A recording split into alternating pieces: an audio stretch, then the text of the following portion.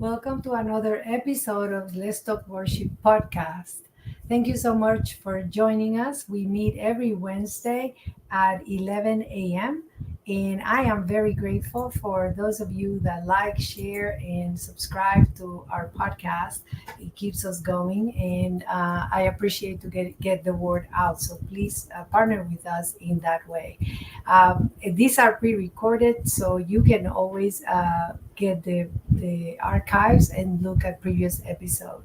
This is a podcast that was created as a word the Lord gave me to equip and create an awareness of what it is to host and minister unto the Lord. And today you're going to see me looking at different screens, so I do apologize for that because I'm trying to record and do it all at the same time because I have some slides that I would like to share with you guys. So if I distract you by going back and forth on the screen, I apologize. But again, this is a podcast that is equipping people on understanding what it is to honor the manifest presence of God. And as you have probably heard me in previous episodes, we are doing presence camps, and this is youth camps that are not just a traditional youth camp.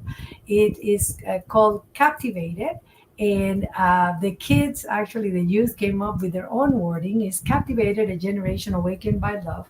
So that's what the camp is called, and this, we're doing the first one, is a prototype. So I'm really excited to see how this is going to go, and this is in September 18th through the 23rd. So if you would like to partner with us in supporting the kids, you can always reach me at ladocina.malvina@gmail.com.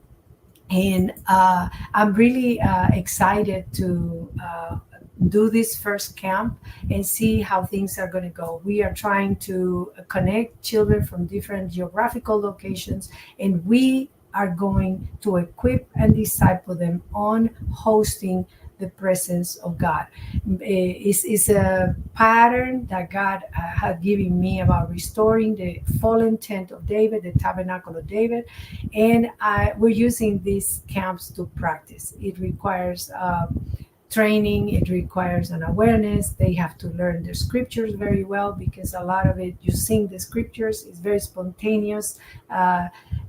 So it requires preparation. But I wanted to invite you to partner with us financially because we want to be able to get the camps ready and bring the children over. It's not a traditional youth camp, and I'm doing it intentionally.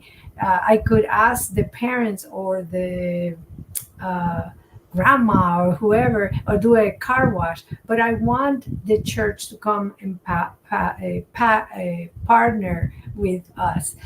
Is modeling the church of Antioch, the New Testament church, where they will come and partner in order to fund the vision of the Lord. This money goes directly to the camps. It goes directly to support the children. And the vision is to do it twice a year in different geographical locations and see if we can host the presence of God to bring transformation. I do believe the presence of God is legislative and will change everything.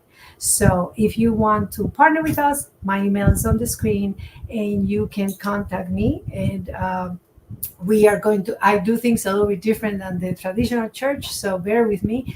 And I invite you to be part of this. I also want to thank Inside Now. They allow me to use their platform. This is a group of very visionary individuals that they come together, and we talk about different things and what the Lord is saying, as a very prophetic group.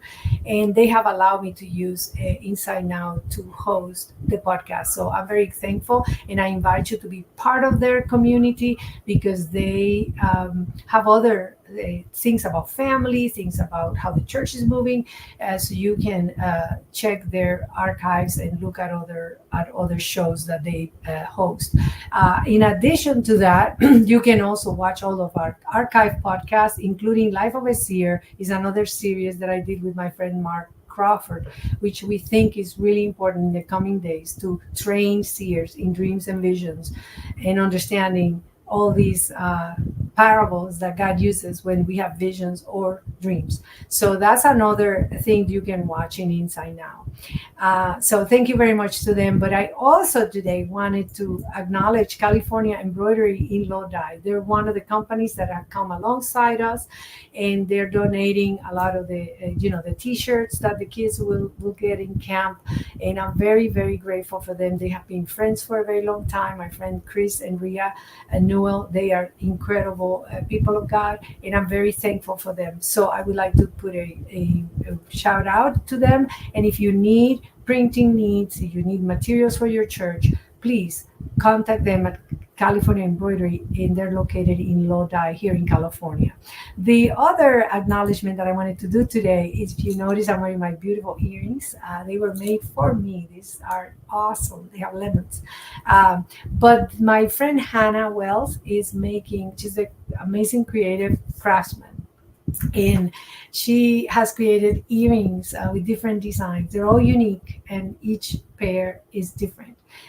They have gold posts, and they're beautiful. So she has created a bunch of them, and she's selling them to raise funds to use for the camp. So I am really delighted to know that people are coming alongside us using their creativity to support us. So if you're interested in purchasing the earrings, you can reach me, and I'll put you in contact with Hannah. So I'm sure she's watching. So Hannah, thank you very much. It's a blessing to know that people are coming and partnering. Again, I'm trying to create community, but also I'm big on creating relationships where people are going to support each other. If this works, the children will benefit. This is not for me or for my ministry. I don't have one.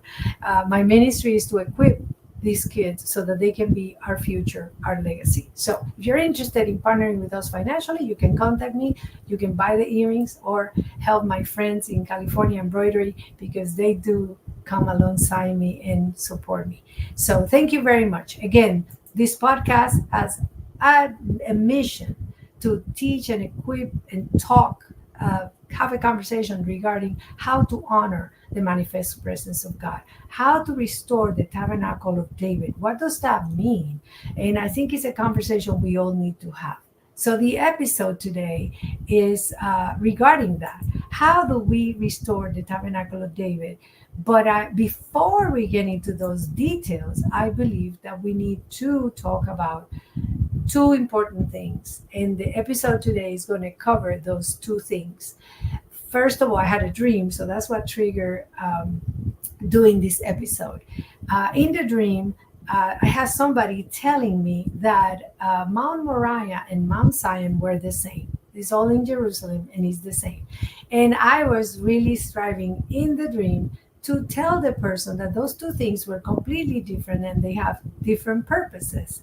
So when I woke up, I'm like, I think I need to talk about this, because for whatever reason, I'm dreaming about this. So I decided to create an episode. This episode may be two parts, depending on my timing and how much I ramble. But bear with me. And again, I apologize for looking away from the screen, because I'm going to have to check my banners and other things. And I'm not very effective in that. So again, today we're going to talk about Mount Moriah, and we're going to talk about Mount Zion. I want to talk about their historical importance, their prophetic importance, their spiritual importance, and how distinct they are. And hopefully, like in my dream, because I had a map in my dream, I had a map, and I'm going to show you guys a map and locate them and tell you why they matter. Now, why is that important for this show? Well, the podcast is about restoring the tabernacle of David, is restoration of that tabernacle and bringing that back. And this tabernacle was originally in Mount Zion. So I'm going to go into a little bit of history, and there are many other episodes in where I have already spoken about the characteristic of the temple, the tabernacle, characteristic of the tabernacle of David. And the last episode was about those definitions. What is a temple? What's a sanctuary? God told in Exodus 25, build me a sanctuary. So we're going to relook at those things today. from Mount Moriah and Mount Zion perspective. So I hope you do enjoy our my presentation today so we can have a discussion regarding those things. I believe we need to understand Mount Zion because Zion is that place that's going to be the place where the new temple in Revelation 11 will be. So, and you see this everywhere. So, I'm going to go into a lot of the history. So, without further ado, we're going to get going today. Again, remember the camps, supporting Sign Out, California Embroidery, and all my friend Hannah. And if you are interested in connecting with us, in connecting, I have a lot of art as well, and any of the money made through those things go to fund the children. I also try to support them in their vision as well. So, okay, so let's get started. So, what is Mount Moriah? Well, Mount Moriah, if you guys remember in one of the episodes, I talk about the word worship. And remember, the Lord has spoken to me about developing a new language, because what do we call worship today in our Western culture and even around the world? We call it the songs that we sing to worship God. Well, in the scriptures, the first mention of worship was Genesis 22, where Abraham is going to take his son up to the mountain to sacrifice him. That is where he called, I'm going to go up there and worship. The worship was in altars at the time. There was no tabernacle, no temple. So altars is a form of a temple. They build their altar and they burn sacrifices unto the Lord. You saw it with Cain and Abel. Cain brought fruit while Abel brought a sacrifice. So having the animals, killing the animals, shedding blood was a way to offer a homage or worship to the Lord. We start seeing that in the Garden of Eden, and you can go, there's an episode on the worship word in the holiness of God. And in the garden, you have the Eden, which is a larger geographical area. And in there, you had Eden, in Eden, garden, and the garden had a tree. That's the tree of life. That's what represented God's presence, or Jesus is our tree of life. So that is the kind of like the throne. So you see these three parts all the time: an outer court, a holy place, and then the Holy of Holies. Adam and Eve were kings that had dominion of their garden, but they were also priests. And we saw that in a previous episode where the words cultivate and keep are priestly words. So you're kings and priests from the garden. And after they sinned, what did the Lord do? He sacrificed animals to cover them, because that's the only way we get redeemed. There's got to be a sacrifice. Okay, so why is that important for Mount Moriah? Well, like I said, that mount where Abraham brought his son for sacrifice is Mount Moriah. That Mount Moriah is a place that represents worship. Okay, so if you remember, I had an episode where I spoke about the tabernacle of Moses and the tabernacle of David. The tabernacle of Moses was given to the people of Israel when they left Egypt, led by Moses. They were slaves for many, many years after Joseph had brought them there because of the famine. And now the Lord says, let my people go so they can worship. But the Lord is not saying so they can go sing me songs. The Lord is saying, I want you to let them go so they can build this tabernacle. The tabernacle was built by a pattern in Hebrews, if I can find that scripture here to show it to you guys. In Hebrews 8:5 says, they serve at a sanctuary that is a copy and a shadow of what's in heaven. This is why Moses was warned when he was about to build the tabernacle, that he had to build it. If I can find the rest of that scripture to show it to you guys. Here we go. See, that is, you make everything according to the pattern show you on the mountain. So the tabernacle was a picture of heaven on earth and given to Moses. So he had no created liberties to change anything. He had to do it according to that pattern. Now, that is a picture of Jesus, and we're going to see it in a minute, uh, because that was the pattern given to Moses, and the craftsman had the spirit of wisdom to see what Moses saw and build it exactly the same. I believe this is one of the things that we need to be praying for, the spirit of wisdom, knowledge, and understanding, to hear God accurately so that we can build him what he desires. Okay, so now the Lord gave them a transitional portable structure that had components, and I'm going to show you guys this presentation here, and I apologize if the words are blurry on the screen. I'm not sure if you can see them very well, but what you see is a tabernacle complex in the outside of the outside of the square. Outside of that, all the tribes were located, and they had standards, and those standards had the faces of the living creatures. I have I have a video I used to teach on this, because I love the living creatures, because around the presence of God, the living creatures are always there. So the Lord was always saying, if you read Revelation 4, or if you read Ezekiel chapter 1, where he talks about the vision of God, every single time that the presence of God manifests or is spoken of, you see living creatures, and they had four faces. Well, the standards for the tribes, there were 12 tribes. They have to sit around the tabernacle as instructed by the Lord. Their standards, or their flags, represented, one was a lion for Judah.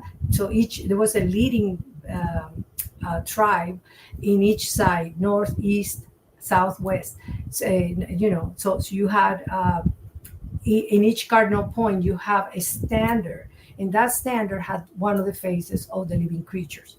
In this tabernacle complex was for the presence of God. But if you notice, the first furnishing, they were furnishing giving to Moses that he had to represent, was the altar. So the only people that went in here were the priests. Okay, so Mount Moriah is going to connect to that Levitical priesthood, and we're going to connect that in 1 minute.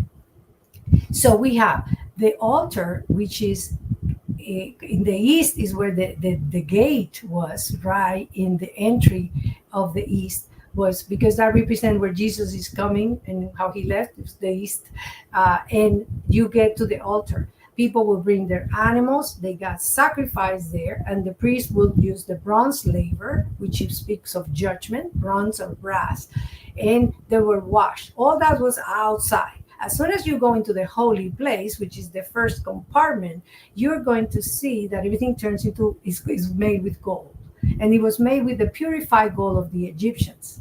Okay, so I believe that we need to purify a lot of things that we offer God when we come out of Egypt or out of Babylon sometimes. So in the holy place, there were three pieces of furnishing.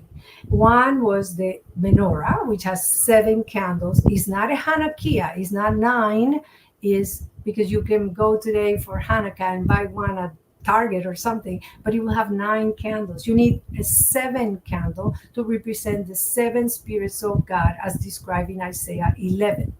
And I'm not going to teach on that right now, but it's just to mention, you can research it. And then you have the show bread, that is that bread that was part of, representing the bread of life. And then you have the altar of incense, which is to be offered unto the Lord's beautiful smell. And this is all for the priest to work there, minister to the Lord in a way, and they're dressed with their white robes, getting ready to go into the Holy of Holies. That Holy of Holies was only open once a year, and only the high priest was allowed to go in there, and they could risk their life. They had a little bell, which if they went inside, this is where if they had sin or they weren't perfect, if they collapse in the presence of God, they could be pulled with a robe. You could hear the bell that something had occurred. So that is tabernacle. And I'm getting back into my screen right here. Okay, so if you notice, this is a pattern that was heavenly given by God. So that tabernacle moved across the desert for 40 years as they worship. no music. It was just worship of sacrificial animals. You bring it, and they were laws that said you bring a pigeon if you have this kind of sin, or you bring, depending on what you were atoning for. That's what happened. But that tabernacle was a picture of our Passover lamb, which is Jesus Christ. Okay? So now that tabernacle crossed to the promised land and was placed in a location called Shiloh. And I'm walking you historically so I can make a point of why Mount Moriah matters and Zion matters. So bear with me. So the first thing that we need to understand is that that tabernacle was brought to Shiloh. It's a place where it's set there, and the sons of Eli, if you read First Samuel, you're going to see how corrupt they were and what they were doing, and they didn't care. So the presence, it wasn't honored. It didn't. They just corrupted their services. So that was in Shiloh, and he sat there until the Lord decides to change his priesthood. So that's one thing that we need to keep in mind. Now, if you guys have seen my episode, the presence was captured by the Philistine because the sons of Eli were not respecting the presence, and they thought it was like an amulet. We can win against the Philistines. And I'm covering a lot of history, so bear with me. The presence is captured, and it stays there all of King Saul's reign. So Samuel anoints Saul, and that presence is gone with the Philistines for quite some time. And there is an episode where I go through this sequence. Now, that presence does not return to the people of Israel until King David is king of Judah and then king of Israel. He was first king of Judah. We're going to see Zion and Judah are connected. And he chooses to bring, with many mistakes and many errors, the presence. But he doesn't bring it to Shiloh, where the tabernacle of Moses I just showed you was located. The tabernacle had been moved around. It's now in Gibeon. He doesn't bring it there either. He brings it to Mount Zion. Okay, so I'm going to give you a scripture right here. It says, nevertheless, David captured the fortress of Zion, which is the city of David. In 2 Samuel 5:6, you see David, who has captured this city that was a Jebusite city. It was a stronghold of the Jebusite in Jerusalem, and he becomes king. And in there, he takes over Mount Zion. That Mount Zion is where he brings the ark from the Philistines into his city. The Lord gave him a house. He wanted to give the Lord a house, but the Lord gave him a house. And he puts the Ark of the Covenant in a tent. That's the tabernacle of David in Mount Zion. Now, the Lord gives him a word that his son is the one that's going to build him a house. And the house is built by Solomon in Mount Moriah. Okay, so if you notice, the tabernacle of David was transitional for carrying keeping the presence of God, the ark, during David's reign. David, to me, is a very prophetic figure who is a king of the tribe of Judah, but also puts on an effort and goes into the presence of God with no rituals. Now, why does that matter? Because David was breaking some rules, but it's because God was changing, revealing a different priesthood prophetically. A king and a priest of the order of Melchizedek. And I have a whole episode on this. But I want to remind you that the presence, the ark of the presence, the tabernacle of David, which is what this podcast is all about, was placed in Zion, not in Mount Moriah. Mount Moriah is the mount where Abraham was going to sacrifice his son. And when David died and Solomon was giving the patterns by his father of what the temple was going to look like, King Solomon then takes the presence from Zion and brings it into Jerusalem to bring up the ark of the Lord's covenant from Zion to Mount Moriah. So today in current Israel, everybody goes on a tour to Israel. You want to go to the Temple Mount, which is Muslim right now, and they want to go and see the place and all that. You're really visiting Mount Moriah. That is a place of sacrifice. Okay, so that's one thing: worship and sacrifice. So it's important to remember Mount Moriah is the place where the tabernacle of Moses, the model of the tabernacle of Moses, is repeated by Solomon on Mount Moriah, not Mount Zion. Mount Zion was where the tabernacle of David was located. Okay, so I hope you keep those two thoughts connected there, because I'm going to now give you some characteristics of each mount.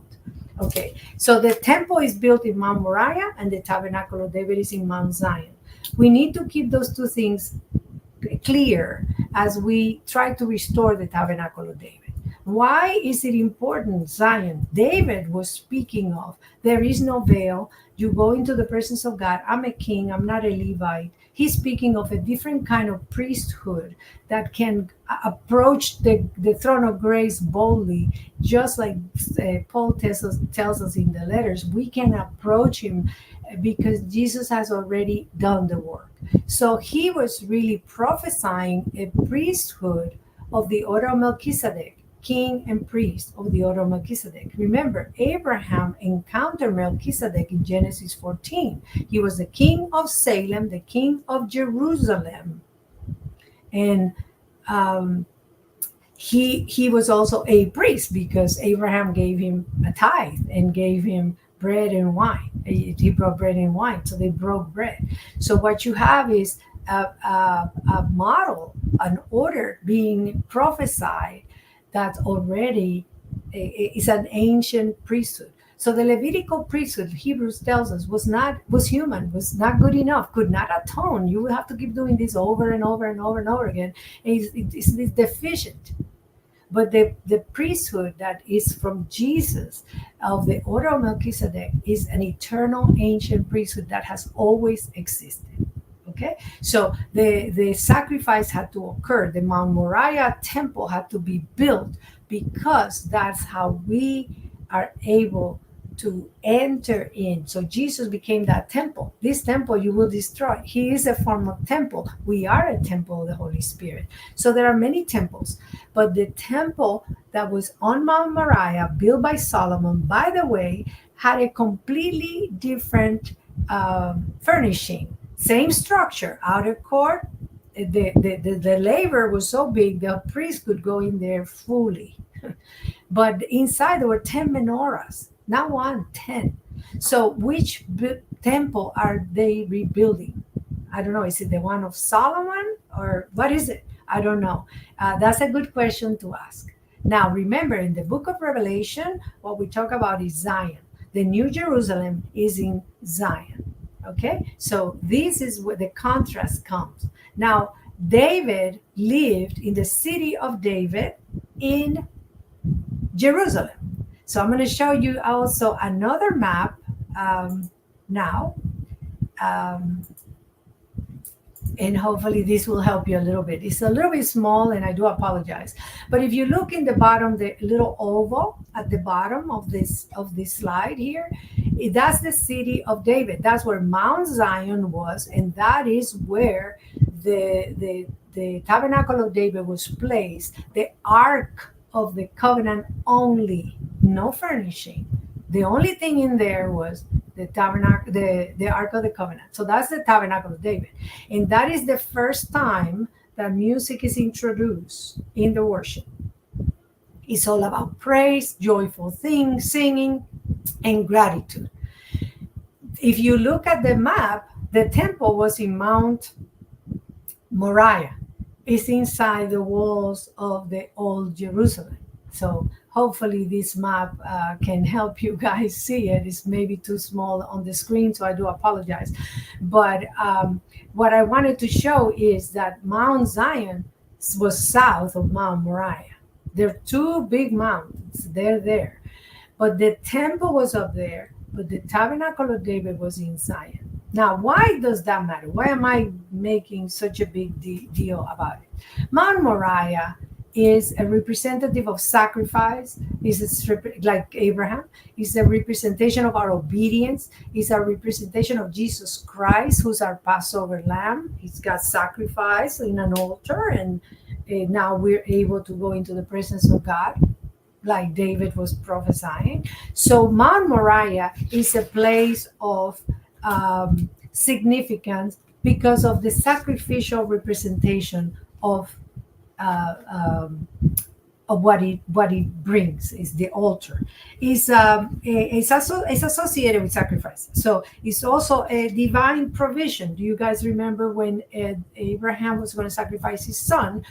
The ram shows up in the thicket and he's able to have the provision instead of killing his son. Okay, so there is a provision for us in Jesus Christ. We don't have to sacrifice anymore because we have Jesus Christ. That's why we don't need the heifer, the red heifer. We have Jesus. Now, if you're a Jewish person that doesn't believe in Jesus, it's a different understanding of the Torah. But for us, we have Jesus Christ. Now, the other thing is, it was a foreshadowing of Jesus' sacrifice. He is dying, like Isaac was supposed to be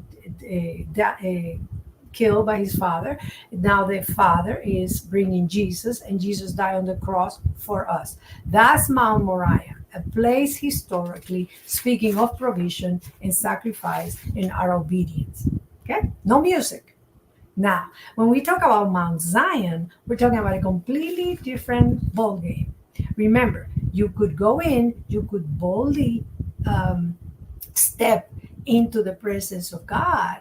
And he was a king from Judah, David, and he didn't have by the law, the legalities to go into the ark without getting hurt. And yet nothing happens. Now, the moment that presence goes into and we see that in First King 8:1, here King Solomon summoned into his presence at Jerusalem the elders of Israel, and there's a lot more in that verse, to bring the ark from Zion. As soon as Solomon built in Moriah the temple of Solomon, okay, then later on we have the temple of Zerubbabel, and then we have Herod's temple, who he did it to be poofy and tell the Romans what he was doing and tell the Jews, that's a different temple. It's not a biblical. You have everything is going into Mount Moriah. The only time the presence was available in an open veil was in the tabernacle of David. And I believe that it was a picture of Zion. It was a picture of Zion spiritually, which is the preparation for us meeting the Lord, like when the New Jerusalem is coming down. So Mount Zion is a symbolic of the dwelling, the kingship of the Lord, because he was a king. David was a king. The future hope of the people, that you can have access to the presence of God freely. And also represented Jerusalem. Now, you say, well, the Mount Moriah is inside the walls of Jerusalem, but really the city of David is where Mount Zion was. And that was considered, in the scriptures will tell you, that's what became Jerusalem. It was understood out in the open that was Zion was Jerusalem. So things that are unique to Zion is a representation of something heavenly. I'm going to read you here some. By the way, if you really want to do a study on Zion, I encourage you to search Zion and look how many scriptures talk about Zion and all it represents. I'm just going to give you some highlights and share some scriptures with you for the sake of time. So the first one I would like to cover is, first of all, it was the capital of Israel. That's where David built his city of David. It was not inside the walls, inside the thing. It was a Jebusite. The city of David was a Jebusite stronghold. I should say that. It was a Jebusite stronghold that David took over. Okay, so he defeated the Jebusite. They mock him. Oh, you're not gonna. The blind can come in here, and you're not gonna take it. So they really make fun of him. But he did capture the city.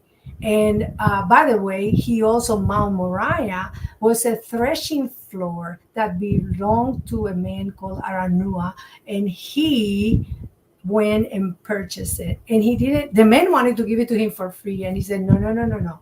I need to make a financial sacrifice in order to have the place where my son is going to build the temple. So you can find the sacrificial significance of Mount Moriah even by David. He understood that, but he kept the presence in Zion within the tabernacle he had built by his house. He wanted just to be by the presence of the Lord.